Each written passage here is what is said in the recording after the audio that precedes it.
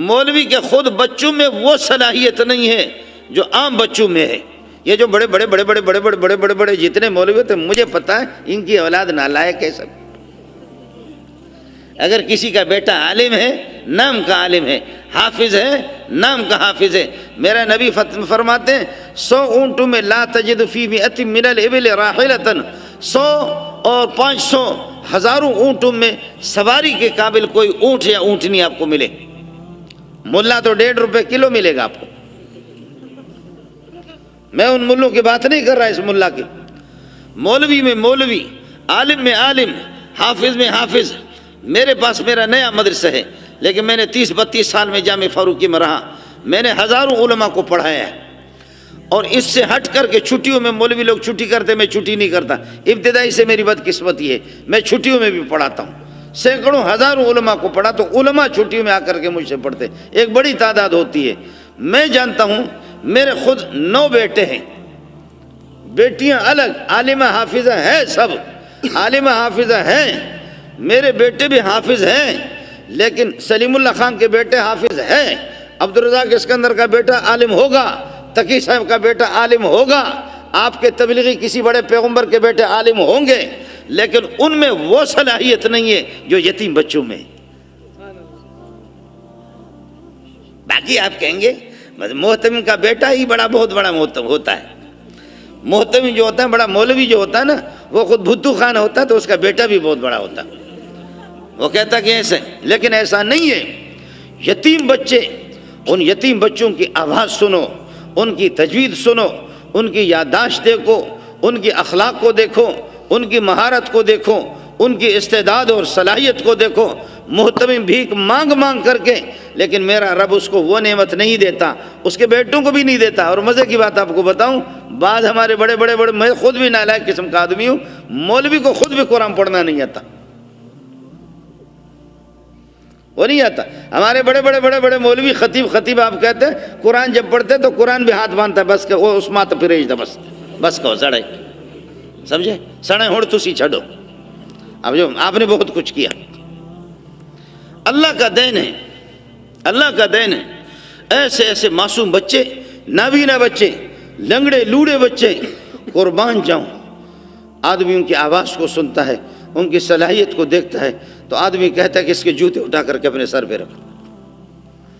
جامع فاروقیہ میں جب ہم لوگ پڑھتے تھے، ایرانی لوگ ہیں چابہار کے، میں ان کو جانتا ہوں، تو ایک پگڑی والا، جیسے مولانا فضل حق صاحب کی پگڑی ہے سفید، اس کی پگڑی تھی، ایک بندہ آ گیا، ان کے بیٹے عالم ہیں، میں جانتا ہوں۔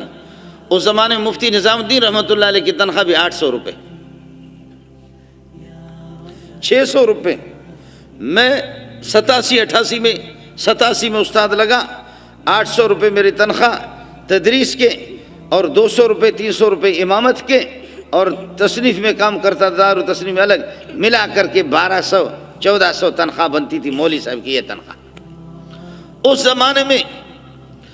زمانے میں جبکہ اتنے بڑے اکابرین، پیسہ تھا ہی نہیں، اور تھا تو اس کی بڑی قیمت تھی۔ 4 آنے میں 8 آنے میں اللہ کا بھلا کرے روٹی ملتی تھی، چائے کے کپ یہ کہ مل جاتی۔ اب حضرت امیر المومنین نے تو 50 روپے تک تو روٹی کو پہنچائے۔ حضرت ہمارے والی ریاست مدینہ، اس نے روٹی کو کہاں تک پہنچا دیا، روٹی نوالا ہمارے منہ سے چھین لیا۔ اللہ اس کو اسی طرح بدلہ دے جیسے قوم کو جس اسٹیج پہ پہنچا۔ ان کا حشر بھی وہی کرے کہ جس نے اللہ کا بھلا کرے، نچایا مسلمانوں کو۔ آپ باور کریں نہ کریں، ہمارے یہاں استاد ہے، اس کے عزیزوں نے یہاں صدر کے اندر دکانیں خریدی تھی، 6 کروڑ روپے کی 1-2 دکانیں، اور انہوں نے پچھلے ہفتے میں خریدی تھی۔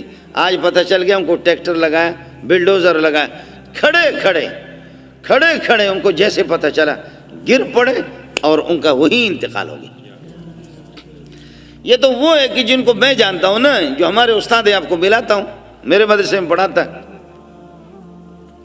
لاکھوں مکانات گرائے، لاکھوں دکانیں گرائی، اور خوب ہمیں روزگار انہوں نے فراہم کر دی۔ قصور ان کا نہیں ہے، پتہ ہے آپ کو، قصور ان کا نہیں ہے، قصور آپ کا ہے، میرا قصور ہے۔ کوئی بھی الو کا پٹا آتا ہے ہم اس کو ووٹ دیتے، اور بعد میں روتے بھی ہیں شادی کرے مرد اور عورت، اور پھر عورت کے بچے جنم دینے کا وقت آ جائے تو وہ کہتی ہے شوہر پہ لعنت ہو۔ بچے جنم دینے کا وقت آ جائے تو کہ شوہر پہ خدا کی لعنت ہو۔ یہ خنزیر اگر یہ کام نہ کرتا تو آج مجھے یہ تکلیف اٹھانی نہ پڑتی۔ تو قصور تو دونوں کا ہے کہ شادی کر لی تو یہ تکلیف تو اٹھانی پڑے گی۔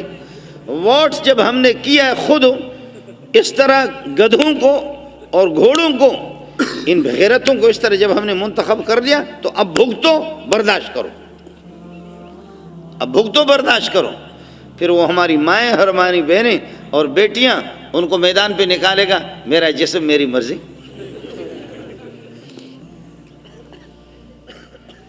میرا جسم میری مرضی۔ وہ ہمارا بلوچ تو بڑا مذاق کیا نا، وہ نواب رئیسانی ابھی چند دن پہلے مجھے فون کیا، وہ بہت مذاق کی ہے۔ تو نواب صاحب جو اپنی گاڑی کو تیزی سے لے جا رہا تھا، ابھی وہ جو سامنے سنگل وغیرہ آتے، سنگل کو پار کر کے آگے نکل گیا نا، پولیس نے ہاتھ دیا صبر کرو صبر، کیا کر رہے ہو؟ اور وہ سابق وزیر اعلیٰ کیا کر رہے ہو؟ اس نے کہا میری گاڑی میری مرضی۔ اس نے کہا میری گاڑی میری مرضی، سمجھے؟ یہ ہو گیا جی۔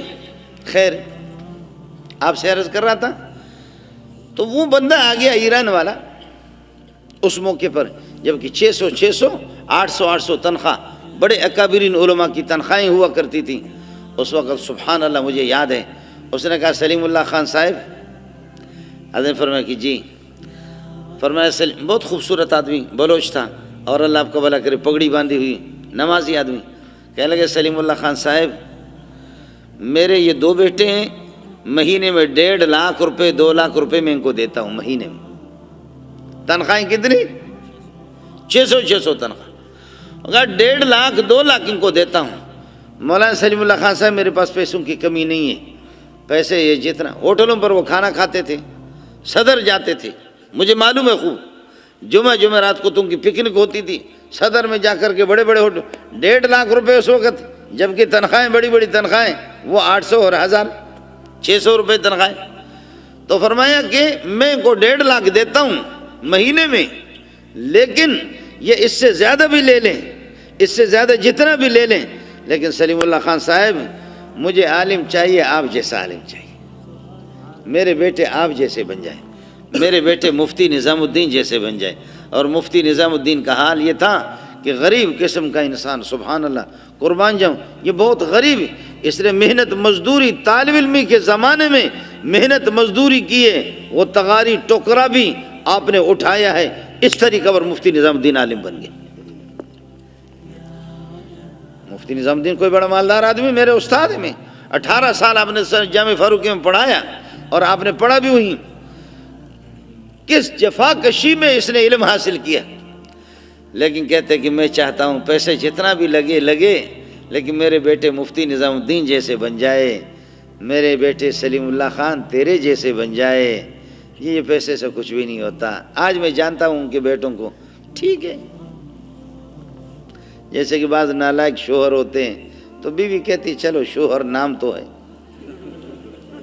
کسی کام کا تو نہیں ہے بغیرت، لیکن کیا ہے، نام تو ہے کہ کیا ہے، شوہر تو ہے۔ تو اب نام تو ہے کہ وہ ملا ہے، لیکن وہ کسی کام کا نہیں، وہ کسی کام کے نہیں ہے۔ لوگ آ کر کے مدرسوں میں مجھے پیسہ الگ دیتے ہیں، اور کلاس کے قاری صاحب کو الگ پیسے دیتے ہیں، جو کلاس میں قاری صاحب بچوں کو پڑھاتا ہے۔ سیٹھ صاحب کا بیٹا داخل ہے کلاس میں، محتمم کو الگ پیسے دیتے ہیں، قاری صاحب کو الگ پیسے دیتے ہیں، اس کلاس کے بچوں کو الگ پیسے دیتے ہیں، کہ اللہ کے لیے ہمارا بچہ جو ہے نا، کسی طرح بچے اس کے ساتھ نہ لڑیں، اس کو پیار دے دیں اور اس کے ساتھ اخلاق سے پیش آ جائیں، نرمی کرے۔ قاری صاحب کو الو کا پٹا، اس کا مسئلہ الگ ہے، اس کی مٹھی بھر گئی، اس کو الگ پیسے دیتے ہیں، بچوں کو الگ پیسے دیتے ہیں۔ محتمم صاحب کی 5 انگلیاں گھی میں، سر کڑھائی میں، اس کو الگ پیسے دیتے ہیں کہ میرا بچہ کسی طرح یہ ہے کہ وہ حافظ قرآن بن جائے، عالم بن جائے۔ رات کو اٹھ کر کے وہ بھی روتا ہے، بیوی اس کی روتی ہے، بہنیں بھی روتی ہے، لیکن رب کی مرضی ہے، رب کی مرضی ہے۔ سیٹھ کے بچے کو وہ نعمت نہیں مل رہی، کچھ اپنی محنت ہے، کچھ اپنی توجہ ہے، کچھ اپنی طلب ہے، لیکن زیادہ تر اس کی مہربانی ہے، زیادہ تر اس کی مہربانی. اس لیے سیٹھ ابو جہل صاحب، سردار ابو جہل اور چودھری ابو جہل اور خان ابو جہل، آپ جو بھی کہیں وہ کہہ رہا ہے وَقَالُوا لَوْلَا نُزِّلَ هَذَا الْقُرْآنُ عَلَى رَجُلٍ مِّنَ الْقَرْيَتَيْنِ عَظِيمٍ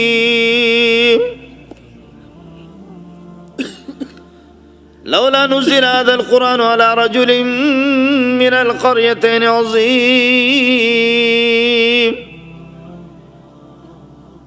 عتبہ، شیبہ، ابو جہل کتنے بڑے بڑے سردار ہیں مکے کے اندر اور طائف کے اندر. قریتین سے دو بڑے شہر مراد ہیں. آخر ان سرداروں میں سے، مرداروں میں سے کسی کے سر پر نبوت کا تاج نہیں رکھا جاتا، کسی کے سینے کو نور سے بھرا نہیں جاتا، کسی کے سینے کے اندر قرآن نہیں جاتا.